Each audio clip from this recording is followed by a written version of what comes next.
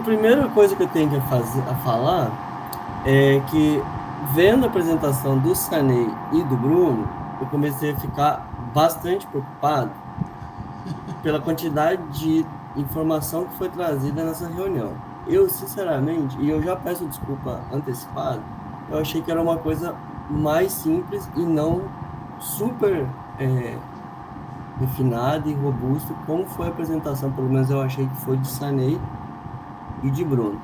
Então, a minha ideia aqui, eu trouxe mais uma visão bem geral do que a proposta de trabalho de mestrado que a gente tem nesse convênio Vale ADIM de universidades e o que a gente já tem, o que a gente gerou de material para trabalhar, o que já foi trabalhado, o que falta para trabalhar e, enfim, entregar no final uma dissertação de mestrado. Tá bom? Então, é um overview bem geral mesmo, uma apresentação bem curta. Tá? Então, o título do trabalho, tá? Evolução metalogenética do depósito de cobre do Paulo Afonso, ele fica em Carajás, e ele está sendo desenvolvido aí com orientação do professor Gustavo e do professor Robertinho. Então, só para lembrar mesmo, acho que todo mundo tá... na verdade, eu fiquei pensando mais na questão que eu vi que a Lídia estava ali, então eu acabei botando esse slide bem no final agora, enquanto a gente estava apresentando. Então, a localização do Paulo Afonso, ele está no norte da província, né, no domínio Carajás, dentro da zona de cisalhamento aí, a gente chama de cisalhamento do cinzento, é uma zona extensa, que tem mais ou menos mais de 60 quilômetros, ele vai desde o Furnas, lá que é o trabalho do Sarney, e vai até além do Salobo, vai lá no GT46, que é onde a Poli trabalhou. O Paulo Afonso, ele está localizado aqui, essa sigla aqui é Paulo Afonso, tá? É PASU, e provavelmente eu vou me referir a ele dessa forma, daqui para frente. Então, o PASU, ele está numa falha secundária, né, um splay de falha dessa zona principal de cisalhamento aí de cinzento. É uma zona mais leste-oeste aqui, e o Paulo Afonso, ele está nesse miolo aí de rochas supracrustais com granitos, rochas supracrustais aqui representadas, né? Pela sequência vulcano-sedimentar do Grupo Grão-Pará e os sedimentos plásticos da Águas Claras e esses granitos aqui neo-arqueanos nesse mar de granito aqui que a gente conhece como gelado. Então, adiante aqui, o objetivo desse trabalho, dessa dissertação de mestrado, é justamente caracterizar a evolução temporal do depósito Paulo Afonso. E de que forma que ele vai fazer isso? É caracterizando textura, estrutura e assembleias minerais dos principais litotipos que existem no depósito.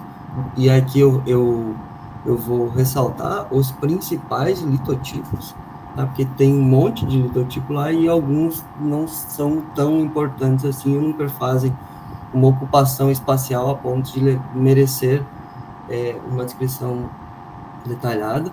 Identificar os estilos de alteração hidrotermal, mineralização e da mineralização, visando compreender a evolução paragenética desses estágios de alteração, datar as rochas, tanto as pedreiras, e no sentido de tanto a cristalização quanto metamorfismo e os eventos hidrotermais registrados nela, bem como a própria mineralização em si, né? A datação da mineralização, que é o ponto crucial dessa dissertação de mestrado, caracterizar os eventos hidrotermais mineralizantes e junto a isso, então, repetindo aqui, datação isotópica dessas mineralizações, que a gente sabe que tem mais de uma, ou aparentemente tem mais de uma, e correlacionar essa evolução com o regional, né, para tentar compreender aí como o Paulo Afonso se formou a partir de eventos geológicos regionais. Então, das atividades que tem proposto e que já foram executadas. Então, as disciplinas do mestrado, elas já foram executadas, acho que faltam um crédito, faltam poucos créditos mesmo, que eu ainda quero fazer com uma disciplina, mas mais de 90% já está pronta, as disciplinas. A gente já fez as visitas em campos, foram dois cheques de campo, um em cada ano, um foi no ano passado e o outro no primeiro, no ano retrasado. Eu entrei no mestrado no final do ano passado, no final de na metade de 2023, na verdade, calendário da universidade.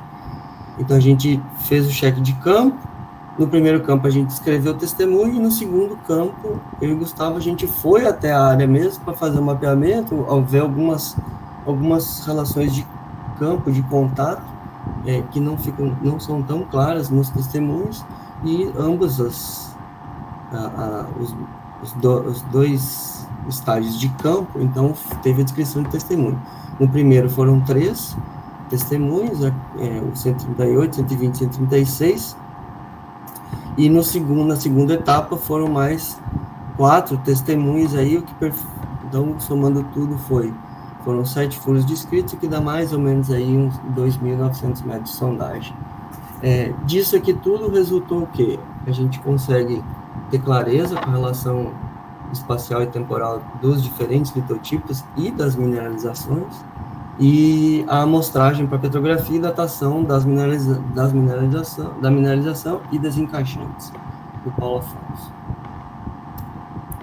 Da petrografia, então, foram amostrados 25 lâminas aqui desses furos aqui, e aí, além desses aqui, eu estou usando o acervo que existe dentro da Vale, que é da DIPM. Então tem mais um monte de furos, eu não contabilizei porque eu fui olhando alguns, assim, não fui olhando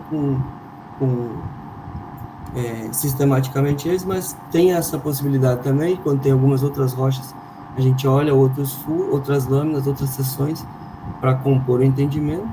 E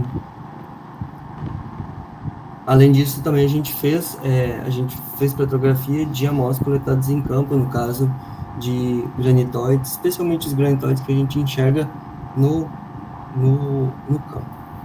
Beleza? Então, uma das coisas que está bem claro já para mim e para a gente, existem 4 rochas que são e que na verdade perfazem a maior parte, são as principais rochas, os protólicos, né, do Paulo Afonso. Então são rochas graníticas, de composição graníticas. Aí aqui está elencado. Vocês conseguem ver o mouse ou eu posso botar o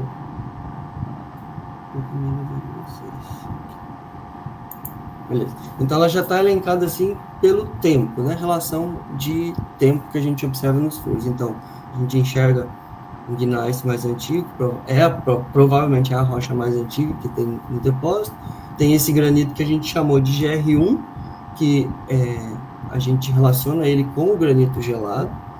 Tem um granito que é um pouco mais novo, que a gente chamou de GR2, e cortando todos esses caras aqui, tem esse mais novo aqui, que é temporário, tá?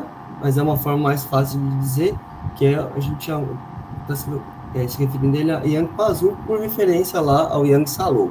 Mas é uma rocha praticamente idêntica do granito jovem do Salou. Das alterações hidrotermais, então, indo assim, em relação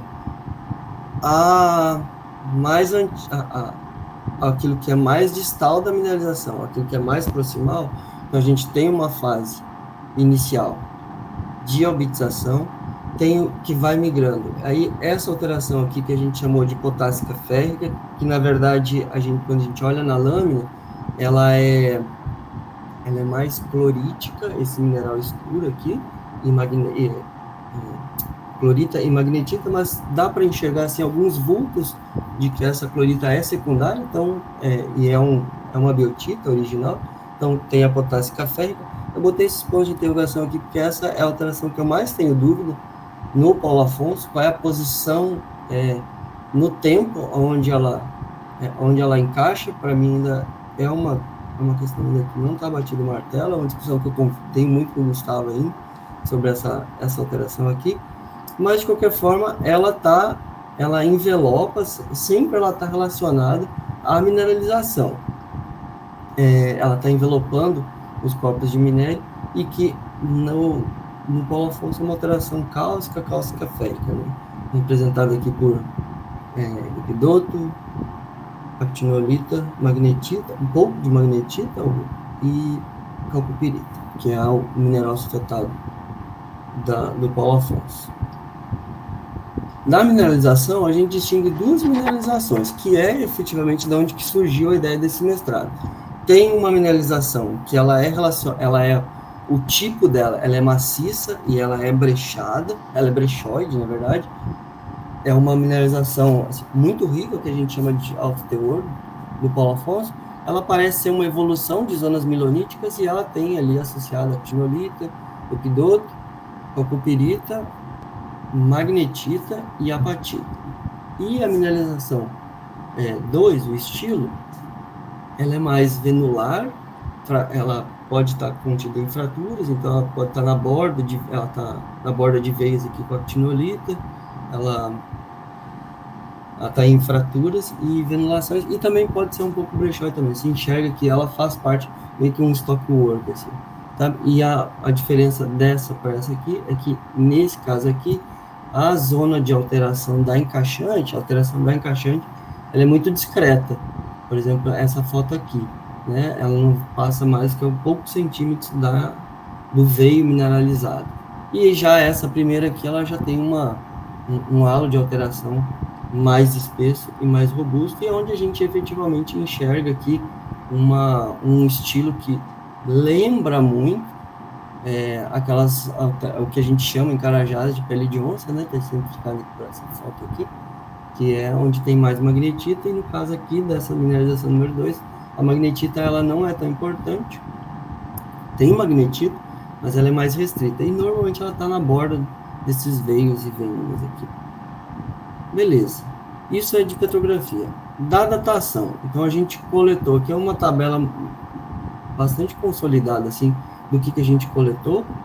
Então, a gente coletou desses furos aqui, apatita, molibdenita, algumas só molibdenita, algumas outras a gente coletou para fazer urânio chumbo, desculpa, tá? Urânio chumbo, apatita, e reniosmo e molibdenita.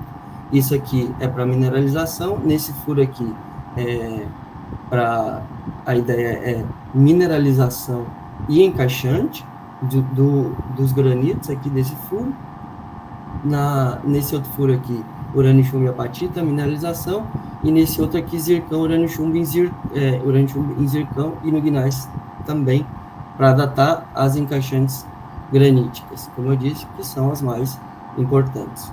Existem outras rochas no Paulo Afonso, outras rochas que são hidrotermalizadas, por exemplo, tem rochas que são a granada, tem rochas que são a grunerita, tem rochas que são puramente biotitas, lembram muito aquelas alterações arqueanas, mas no Paulo Afonso elas parecem ser bem restritas, elas não são importantes. Desse Vzinho aqui, desses dois Vzinhos aqui, já tem executado e já tem um número. A diferença do verde é que o número já não tem mais o que fazer, é que ele está fechado, e esse vermelhinho aqui é das apatitas e das titanitas, que é da mineralização. Eles têm que só fazer, pelo que eu entendi, fazer um refinamento da idade. Redução, obrigado, Gustavo. Fazer a redução dos dados para então obter o número certinho. Então, do que eu tenho aqui para apresentar de datação, a gente então, das molibdenitas, reniosmo, a gente datou essas duas amostras. Na verdade, essa aqui é uma coisa, e essa aqui, essa amostra aqui, ela levou esse nome aqui, ó, mas ela é uma composição de dois furos, do 136 e do 138. É a mesma rocha, mas é por uma questão de quantidade de material para... Fernandinho, uma correção, a gente não misturou furos, não. Eu achei que tinha composição. Não foi composto, não. A gente nunca tenta fazer isso, não. Lembra que a gente conversou, mas eu falei, a hora que eu vi o volume, a gente não misturou, não. Né? Então, desculpa. Só para Senão eu sei que a Lena e a Carol aí vão falar, como você fez? Deixa eu E eu fazer. nem tô vendo a cara delas que depois mas não foi, viu, gente? Então é só o 138 mesmo, assim, a gente não mistura, senão seria morto aqui. Então, beleza. Então, risca essa parte, esquece. Então, uma é esse furo aqui, que está aqui com a tinolita epidoto. Na foto aqui não tem que é a amostra, efetivamente, que a gente datou, mas tem outras que mostram que ela está em paragênese com a calcopirita. E essa outra aqui do furo 120, que aparentemente, não, ela é uma zona lateral da mineralização que a gente acha que é do estilo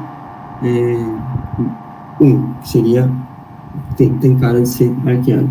E as duas molibdenitas, as duas amostras, elas deram aí idade paleoproterozoica 1,8 milhões de anos. Beleza. Os próximos passos, então, é a descrição das seções delgadas, a redução, que eu chamei de refinar os resultados urânio da apatita e das titanias da mineralização número 2, a datação das encaixantes, que já estão no laboratório, e a defesa de projeto da UFOP, que faz parte do trâmite de graduação da UFOP, e então elaboração e conclusão da dissertação. E é isso. Muito legal, Fernando. Eu senti, assim, eu acho muito legal que você já tem dados, isso é muito bom. O que eu senti falta, eu acho que vai ser importante isso depois, é comprovar, porque você mostrou toda uma sequência de organização, que você tem quatro tipos de granitóides, você tem uma sequência de atuação, você tem 2 estudos de mineralização. Mas comprovar que a molibdenita, que foi datada, ela é do estilo 1 ou do estilo 2. Você, em algumas das suas fotos, tem uma foliação. O que essa foliação está fazendo nessas rochas? Qual é o controle delas em relação à mineralização? E outra coisa, eu acho que quando a gente tem alguma pista aí, que pode não ser a coisa mais importante, por exemplo, você falou que tem restos de rochas hidrotermalizadas com granada, com biotita, pode ser que não seja relacionado, mas você vai ficar na dúvida se é arqueano ou não? Por que não datar e comprovar se é arqueano ou não? Se você tem um sistema paleoproteico desenvolvido sobre uma área que já tinha um sistema arqueano, pode ser importante, né? E de repente você consegue fazer isso em lâmina, sem o problema todo de separação mineral, né? Eu acho que, assim, é muito legal que você tenha muitos minerais para datar, e eu acho que a questão é mostrar bem o que significa cada, né, nesse contexto. Mas muito legal. O Fernandinho, Gustavo, eu tô achando o seu projeto super tímido para o desafio que você tem lá, ok? O Pazu é um exemplo muito legal de uma mineração proterozoica sobre rochas arqueanas deformadas e mineralizadas. Então, o Pazu é o complemento do Salobo, ok? Então, a alteração, a granada que tem no Pazu, com mineralizações tipo brecha, aquela amostra que você mostrou, pele de onça, da brecha com magnetita, típica do Sul-Sequeirinho, típica do Salobo, típica dos outros depósitos de OCG de Carajás, você tem que datar e tem que posicionar aquilo dentro da evolução daquele negócio lá. Certo? Outra coisa, você tem muita amostra orientada do Pazu, então você tem que coletar essas amostras para datar em lâminas, as apatitas suas, as titanitas, as uraninitas, que vão ter nessa zona mais arqueana, certo? Para você contar essa história de como é que foi a evolução. Porque lá no trabalho da Juliana, o que é que está mostrando lá? No trabalho do Salobo, é que você tem uma mineralização IOCG sendo invadida por uma obtização proterozoica. No caso do Pazu, você tem uma mineração proterozoica, certo? Associada a uma obtização intensa com hematita, certo? Sobre rochas de alteração geotermal tipo Salobo, ok? Então, a pergunta que se faz em termos de conhecer a complexidade desses dois sistemas é se eu não posso ter um Paulo Afonso lá debaixo do Salobo. E você, como geólogo aí, que é da Vale, que mexe com exploração mineral, tem que responder essa pergunta. Ok? E você só vai responder essa pergunta se você estudar os dois sistemas que tem no Paulo Afonso. O sistema arqueano e o sistema proterozoico.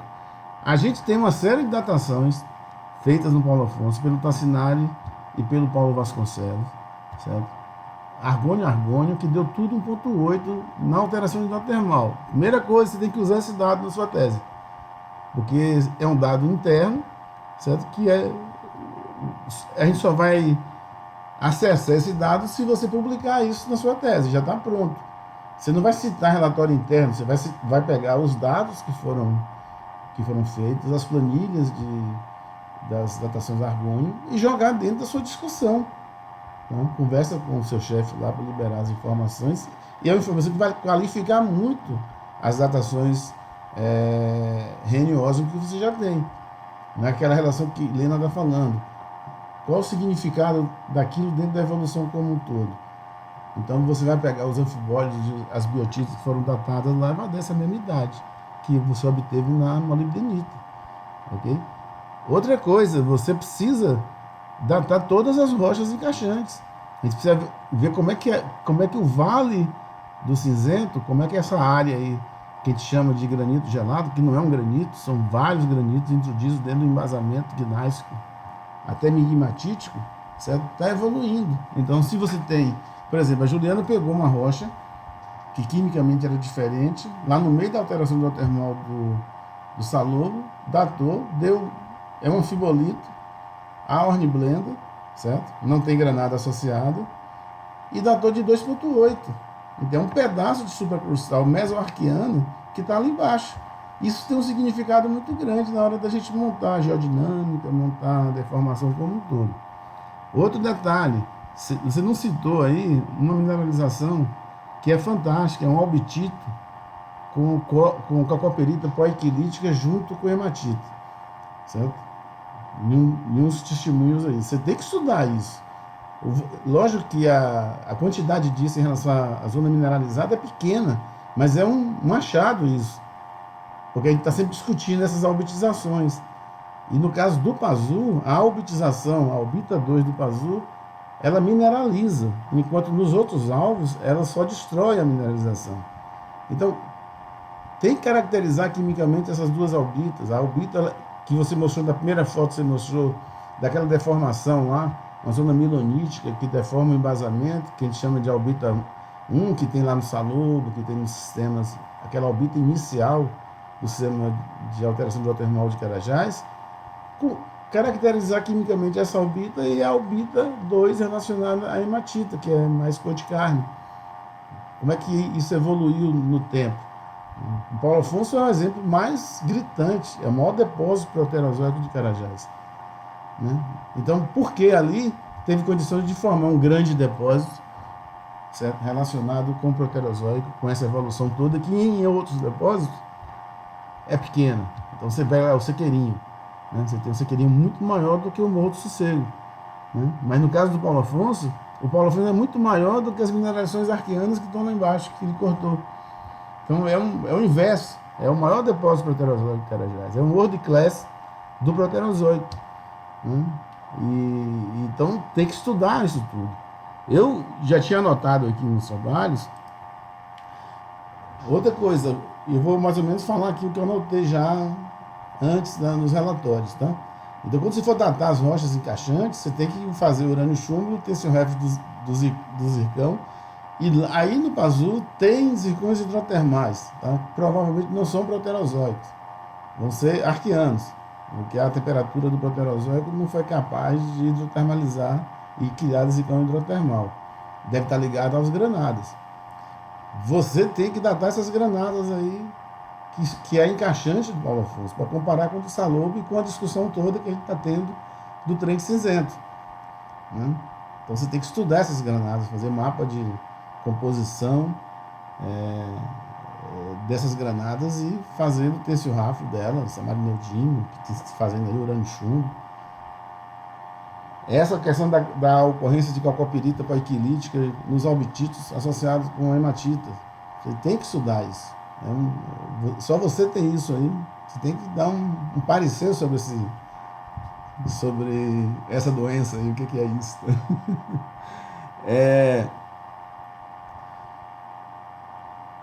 Os corpos ricos em granado, falei com você tem que estudar esse negócio. E aí você tem que separar bem na amostragem as minerações proterozoica e arqueano. Não dá para mostrar tudo junto. E você tem critérios visuais que dá para fazer isso, né? Então você pode usar também aqueles gráficos lá de sódio sobre ferro, né? Aquele strip log que separa bem isso. Você pode usar também usar SM, onde tem magnetita vai dar um SM grande. A gente tem isso nos furos todos aí do Pazu, né?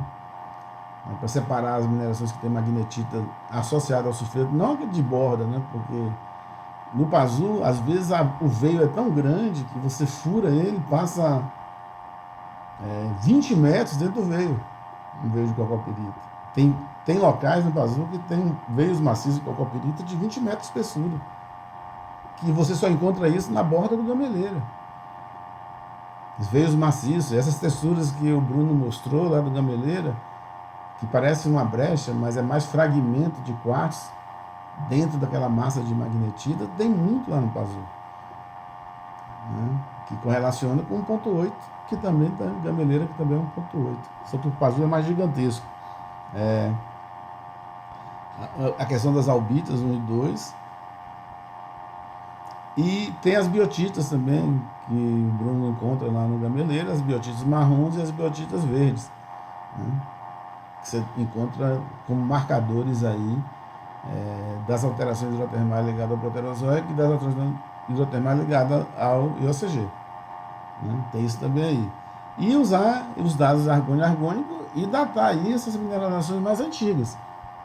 Fazer lâmina, datar em lâmina, ver a relação com as zonas miloníticas aí do Vale do Cinzento, está cheio delas.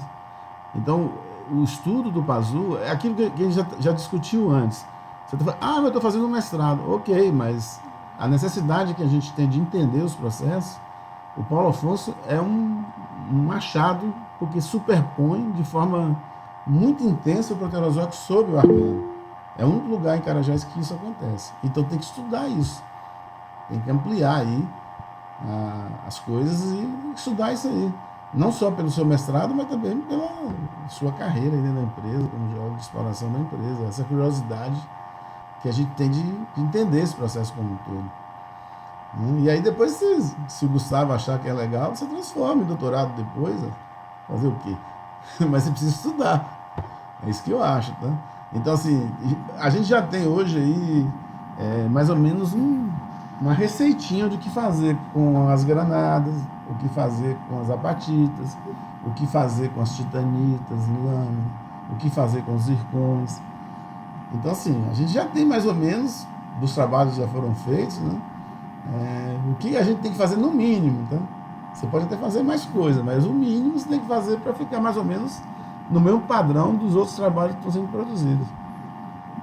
Então, era essa aí a dica que eu tô lhe dando aí, a recomendação, tá? Tá, beleza, Fernando, tá tudo anotado aqui. Eu anotei também. Quer falar, Fernandinho? Não, eu concordo, assim, eu concordo com muitas coisas, outras a gente já tinha falado, né, Fernando? Assim, tem algumas coisas, tipo assim, apesar não é essa interjeição, mas é importante, não sei se dá tempo de fazer em 2 anos, né, de mestrado, mas eu sei da importância, e tanto do estudo quanto do Paulo Afonso para o próprio desenvolvimento, né, o crescimento orgânico dentro da empresa, né, pensando mais do lado corporativo, né, e também porque abre outros horizontes, né, pensei aquela história de falar que o proterozoico não tem Coca-Cola no proterozoico, né, depósitos pequenos e tal. A gente vê que o Paulo Afonso é um representante de um world class em Carajás e tem a cara do Paulo Afonso fora nos Andes, também são óxidos de ferro, cobre e ouro, né? E até uma conclusão que a gente, assim, já todo mundo fala, mas que é uma própria conclusão que até nem coloquei mesmo, que é efetivamente um óxido de ferro, cobre e ouro proterozoico em Carajás, né? Eu ainda quero avançar também nesse negócio das datações da mineralização. Eu acho que essa datação de molibdenita do furo que a gente, do 120, que ao redor, assim, da zona mineralizada, que a gente não conseguiu achar as apatitas no minério em si, sabe? Só na casquinha dela, assim, umas mole. Mas isso é uma discussão que daí eu vou ter com o Gustavo, pedir mais dinheiro para ele para fazer. Mas eu agradeço aí as dicas, as orientações tanto de Lena quanto de Fernandão. E a Lena, só falando, assim, aqui, Lena, realmente, assim, a descrição ela vai ser mais descrita, né, e não só tão informativa, assim, tá? Porque eu pensei que o encontro era mais isso do que efetivamente mostrar os resultados, assim, já em forma de apresentação, assim, não, temos isso e já está assim descrito, tá? Meu medo, né, e aí eu tenho que me preocupar, acho que o Sanei e o Carlos Marcelo passam pelo mesmo, no caso do Sanei acho que é até mais complexo por ser um doutorado, né, é a questão da finalização do Fernandinho, né. A gente já entrou com ele praticamente com 1 ano de mestrado, então ele só entrou agora, após os 2 campos. Então, assim, em termos do que a gente estava acostumado, é realmente um mestrado que tem muito mais dados que um mestrado comum, né? Então, ele já datou reniosmo de molibdenita, urânio chumbo em titanita e monazita, e mais 6 amostras de urânio chumbo em zircão das hospedeiras lá, inclusive amostras regionais, né, Fernandinho, que a gente coletou em campo. Então, a gente tirou a amostra não só do testemunho. Por um mestrado, isso já está completamente dentro, né? Agora, eu acho só, o Fernandinho pode pedir demissão da Vale também e ficar no doutorado, né? É uma possibilidade para responder esse Paulo Afonso. Então, o meu medo dessa quantidade de dados, né, é só isso, o tempo que ele vai ter para ler, né? Então, assim, a Lena lá, a Carol também, está orientando muita gente curando chumbo e apatita. E está dando um monte de dados. Como que a gente vai explicar isso se a gente não estudar a sistemática urânio, chumbo e apatita? Então, o Fernandinho vai ter que estudar. Acabei de mandar o artigo do reniosmo aqui em mole. Ele vai ter que ir lá ler o que o reniosmo em molibdenita dá, o que o urânio, chumbo e apatita dá, em titanita. Ele quer reduzir os dados também, ele quer aprender, né? A gente tem um software aqui no UFOP que chama Saturn. Então, eu só estou relembrando do software para passar para ele e reduzir. Adiantando, a titanita a titanita estava dando no aparelho, né, do equipamento, sem a redução própria ainda, 1,95 e a apatita 1,92. Então elas também não foram pro arqueano, né? Só que isso está sem redução, isso vai mudar ainda. Então a gente já tem mais ou menos uma idade prévia, aquelas que a gente vê no equipamento ali quando está rodando, né? Desses dados. Então eu acho que se caminhar, talvez, aí o Fernandinho tem razão em datar mais a apatita, por exemplo, porque ele queria datar no minério maciço, eu até vou ver com a Lena, talvez lá no contrato que talvez refaça com a Kurt, isso não tem problema, né? Agora, também eu fico preocupado o seguinte, né? Eu falo muito isso com o Fernandinho, porque os nossos alunos de dedicação exclusiva aqui, eles acabam, e principalmente os que são de projetos mais pobres, né?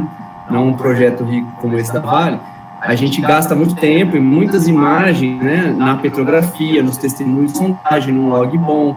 Então, o que eu falo para o Fernandinho não adianta também a gente só receber um número, né, que às vezes a geocronologia dá isso, mas a gente precisa estudar. Então, o meu medo de colocar tudo isso, né, talvez datar a granada, só que, Helena, é isso que ele precisa mostrar isso, porque essas zonas com granada, a gente partiu de uma premissa que as zonas com granada e grunerita que estão lá dentro são o que já foi datado em outros depósitos, né? Então elas estão lá como xenólitos mesmo dentro do Paulo Afonso.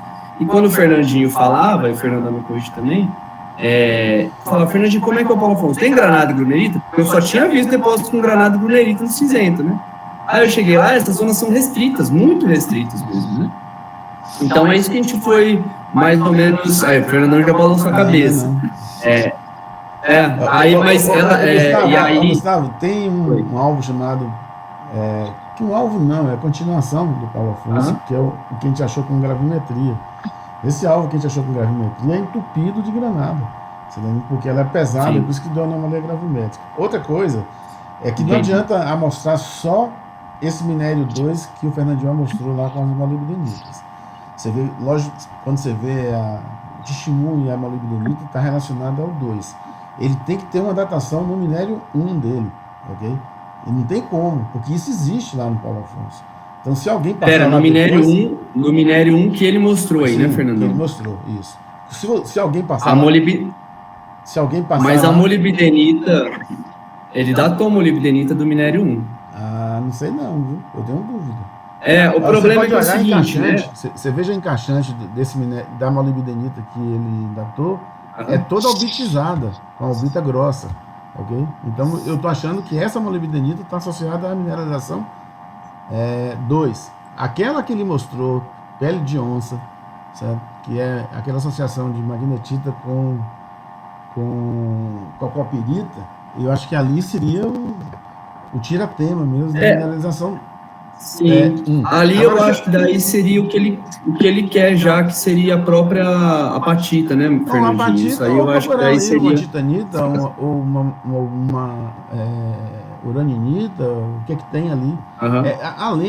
A Lena tem feito umas coisas bem interessantes, passando para a descrição petrográfica com o scanner. E aí começa a aparecer mineral que às vezes a pessoa na descrição petrográfica normal não visualiza de forma tão rápida. E aí eu acho que é uma solução interessante. Outra coisa que também a Lena faz muito lá na USP é você montar um time, certo? Um time que vai trabalhar nos TCCs, que vai trabalhar dentro dos temas dos mestrados e dos doutorados, que pode fazer muita coisa no seu TCC. Isso pode virar um mestrado depois, um doutorado depois, para quem está fazendo TCC, e pode diminuir e pode aumentar o tempo, né? Em vez de estar um só trabalhando, você tem 4 pessoas trabalhando naquele tema de mestrado com os TCCs. Eu acho essa solução muito boa. Isso é ótimo. Essa solução é excelente. A gente faz isso. O problema é que a UFOP é muito diferente da USP. A UFOP tem que receber um pouco aí de... A UFOP a galera arruma emprego no 3º ano. Eu não vou nem xingar aqui, porque esses alunos chegam no 5º ano. Né, Luiz? Porque é uma forma de você... o trabalho do Mabub, lá no mestrado dele, tem muito trabalho de TCC ali junto. Né? Que foi bom para o pessoal do não, TCC. Tem um TCC ajudando. Foi bom para o Mabub que estava trabalhando não tinha muito tempo. Então, eu acho que para esses casos de alunos relacionados à empresa que está trabalhando e tem que fazer tudo, realmente o tempo é muito difícil você equacionar. A solução para isso seria aumentar a quantidade de TCCs aí, trabalhando junto. Não, claro. Porque é um trabalho super legal. Imagina um aluno de graduação já está mexendo com isotopia. Já tem uma aluna, né, mexendo. Uma formação bem mais especializada. E provavelmente ele pode, uma hora, a maioria das pessoas vão fazendo mestrado depois, doutorado. Provavelmente vocês passaram pela mesma coisa, né? Quando estava lá na universidade, fizeram TCCs ligados a um sistema de uma tese, depois se interessaram pela ciência, começou vou fazer mestrado também, vou fazer doutorado, e foi seguindo a carreira acadêmica, que é uma forma boa de incentivar. E o projeto tem essa leitura também, né, de fomentar treinamento de pessoas, né, dentro da questão de metalogenia, porque do jeito que estava, era pouco atrativo. Petróleo atrai mais, outros meio ambiente atrai mais, né, questão de emprego, assim por diante.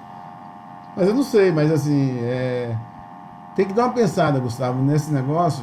Não sei se o Fernandinho fazer tudo ou concluir como está e já botar outra pessoa para fazer o complemento. Não sei, mas tem que pensar alguma coisa. A gente do projeto precisa dessa informação. Sim. Dessa informação mais qualificada. Claro. Ok? Claro. Aí, outra coisa também que eu queria falar, eu vou aproveitar já falar logo, que isso eu já tinha me esquecido umas 2 vezes. Você precisa ter uma sintonia muito boa com a Dalene, lá na questão da tese do Guilherme e da tese do Fernandinho. A gente já deu uma discutida lá no workshop, né, sobre isso, com você e com ela, porque tem uma certa superposição que poderia que não pode ter. Né? Então, eu vi ele com concentrado de zircão que ele coletou da mesma amostra que o Fernandinho está coletando também, então não tem sentido repetir trabalhos dentro do âmbito do projeto como um todo. E aí, em uma conversa, talvez uma parte das coisas o Guilherme pode fazer, que o Fernandinho não vai conseguir, não sei. Mas uma conversa entre você e a Dalene pode sintonizar isso, né? Para resolver esse problema aí do tempo. Não sei, eu estou aqui pensando alto com você. Não, eu acho que você está certo. Essa situação me incomodou muito, na verdade. Eu converso muito com o Fernandinho disso. De vocês, né? Você, o pessoal da Vale, pode bloquear a análise, né? Agora, eu não posso falar com um pesquisador não fazer uma coisa. Eu fico numa situação bem difícil aqui.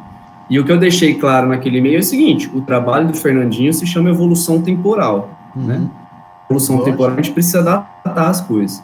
A caracterização de footprints, assim, na minha visão, não há necessidade de você datar uma rocha que seja menor que ano, por exemplo, né? Então, eu deixei claro no e-mail isso, não sei o que ela vai fazer, né? Mas, da minha parte, assim, eu não sei mais o que tenho que fazer, né? Não, mas em termos de falar, eu claro. acho que o e-mail é importante, mas uma conversa, assim, uma hora pegar o zap aí, dar uma ligada e dar uma conversada, é bom também, porque às vezes tira as dúvidas imediatas, assim, do processo como um todo. Não é nenhum problema, todo mundo está dentro do mesmo projeto, lógico, com universidade diferente, com objetivos diferentes. Mas é ficar atento para isso, para a gente não ter que gastar dinheiro à toa, já que vai sair a informação e a outra pessoa pode usar, citando a fonte, essa informação e fazer outras coisas. A gente já viu nessa discussão agora tanta coisa que teria que fazer no Pazu, né? Que talvez o Fernandinho não dê tempo de fazer tudo aí no período do mestrado dele. E aí ter superposição ainda de uma área que tem muita coisa para fazer, não dá. A gente tem que ficar atento a isso. Claro. Esses dados de Argonne, por exemplo, seriam ótimos, né? Agora eu não sei como é que tá aí para o Fernandinho acessar, né? Não, também. Esses dados de Argonne, o Fernando já acessa, ele tem acesso a isso. Eu tenho eles. É só uma questão burocrática interna, dele falar assim, eu estou fazendo tese lá e eu queria usar o dado. Esse dado não... Ele já tem dado de... Renioso que vai ser publicado, que é a mesma idade do Argonne, então já pode usar o dado sem nenhum problema. Não tem nenhum problema de usar o dado. É só questão de conversar internamente, né, e deixar esse dado dentro do trabalho dele. Beleza. Não, acho que é isso. Acho que foi muito legal. Eu só queria conversar com vocês, aproveitando, da questão da Curtin, porque a gente tem essa possibilidade de fazer datações lá em lâmina, só que a ideia é para fazer pelo projeto, lá eles são muito formais, então a gente tem que fechar um contrato com eles. A gente já fez isso com as análises do Marube, do Luiz, da Nazaré, algumas, e deu certo. Então, eles fazem um contrato, eles estabelecem a data, os meses que eles vão fazer as entregas, e quanto que a gente vai pagar, se vai dividir em uma invoice, em duas, tem toda uma coisa, assim, formal, mas a gente pode isso, as análises incluem os mapeamentos com TIMA, né, com TENSCAN, e é muito legal, porque isso pode direcionar as análises. A gente pode datar muito facilmente mica por rubidistronco, apatita, monazita, titanita por urânio chumbo. Zircão não vou nem falar, porque a gente tem mais facilidade, né? Granada por lutécio hafnium, só que, assim, a gente não ficou muito feliz com os resultados de granada de lutécio hafnium. A gente teve uma datação boa no APIRI, no AQW1, e as outras que a gente mandou, os resultados não ficaram muito bons, porque as amostras não têm lutécio suficiente. Então é bem difícil, assim, bem difícil mesmo. Mas seria interessante a gente já prever mais ou menos o número de análises de amostras. A gente vai fechando em conjunto de 6 amostras de urânio chumbo e 4 de rubidistroncio. E aí vai fechando as sessões. Então, a gente já tem interesse, tem amostras da Larissa, que estão, né, na tabelinha que a gente está montando, e tem amostras da Alexia. Então, se alguém mais tiver interesse, a gente lista tudo e envia. Oi, Gustavo. Não, a gente tem sim, né, Fernandinho? Acho que a gente já tem lâminas prontas de dois desses maciços com calcopirita aqui e apatita, né? Então, eu acho que dá para inserir umas 2 amostras também do Fernandinho, sim. Ah, legal. Isso Eu é acho que, ótimo. assim, Saneio. não pode perder essa oportunidade, porque é um dado. Eu acho que das coisas que a gente está fazendo agora, essa questão da datação in situ, evoluiu muito a questão do dado ficar limpo, do dado ficar sem muita conversa de explicação, né? Ele é muito limpo, muito claro. E aí, Sanei, acho que você também podia aproveitar isso aí, tá? Lá no caso do Furnas, Sim. né? Porque eu acho que é uma oportunidade, é uma janela que se fecha em 2025. Então, se a gente não aproveitar essa janela, cara, quanto é que Então, vai ter de novo essas possibilidades? Vai ser difícil. Sobre esse prazo aí, Lena, não sei se você colocou no e-mail, até quando a gente teria? Não, eu só falei pra gente conversar com isso meio rápido. E assim, a gente pode ir mandando as amostras até aos poucos pro Bruno, isso não tem muito problema. Mas a gente fechar essa parte formal, a gente fazer uma previsão de quantas análises. No final ele vai cobrar o que é analisado, mas o problema é que quando a gente entra com a amostra no espectrômetro, a gente tem que estar usando o tempo da máquina, mesmo que o resultado não fique bom, né? Tem esse problema.